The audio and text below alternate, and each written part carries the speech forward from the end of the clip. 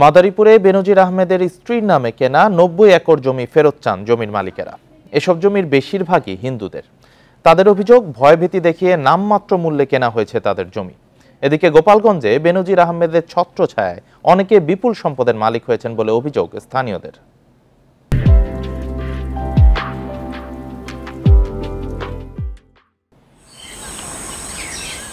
মাদারীপুরের রাজৈরে স্ত্রী জিসান মির্জার নামে ২ বছরে প্রায় ৯০ একর জমি কিনেছেন সাবেক আইজিপি বেনজির আহমেদ।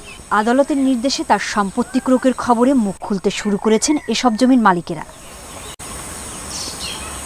কদমবাড়ি ইউনিয়নের বড়লেখা গ্রামের সরস্বতী রায়ের অভিযোগ, ভয় দেখিয়ে তার ৩০% ফসলি জমি নামমাত্র মূল্যে কিনে নেওয়া হয়।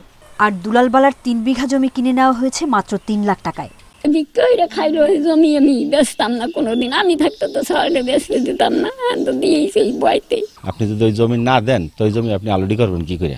ওইখানে আলুডি করার মতন তো আপনার চাষবাস করার মতন তো কোনো কায়দা নেই, কেন আমি তো ওইখানে বাউন্ডারি দিয়ে দেবো। এই বিষয়ে কেউ আদালতে অভিযোগ করলে সহযোগিতা করার কথা জানিয়েছেন জেলা প্রশাসক।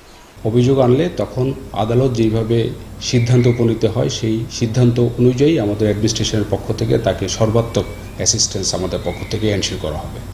গোপালগঞ্জের কৈরাগিটুল গ্রামে বেনজির আহমেদের সাভানা পার্কের জন্য জমি দখলের বিষয়টি বেশ আলোচিত। নামমাত্র মূল্যে তার কাছে জমি বিক্রিতে বাধ্য হয়েছেন বলে অভিযোগ করেছেন অনেকে। বেনজির আহমেদকে যারা সহযোগিতা করেছেন তাদের মধ্যে নাম আছে স্থানীয় সুজয় পোদ্দারের। উত্তর কান্দায় ফিল্ডে কাটছে গাড়িয়া বলে যে এই জমি যদি না দাও তাহলে এই জমি আর পাবা না।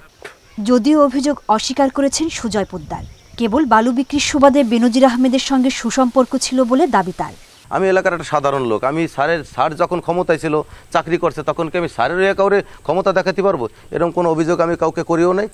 এলাকার লোকজনের অভিযোগ, বেনজির আহমেদের ছত্রছায়ায় বিপুল সম্পদের মালিক হয়েছেন সুজয় পোদ্দার। সোহেলি জাহান, ইন্ডিপেন্ডেন্ট নিউজ।